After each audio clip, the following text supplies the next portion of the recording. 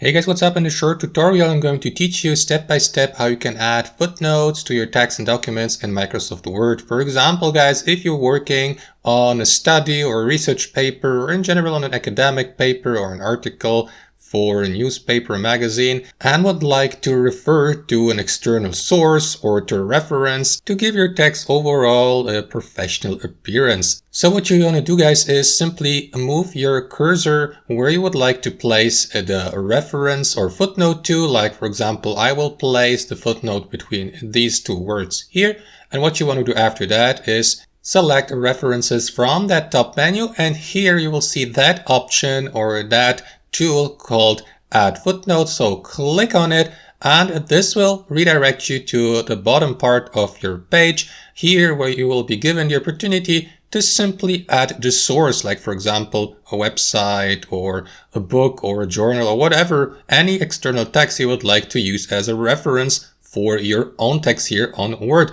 So simply type in the given address here, or the name of the author of the references, and that's it. You can repeat the same process and add as many footnotes as you like to your document or text. Thanks for watching and have a fantastic day.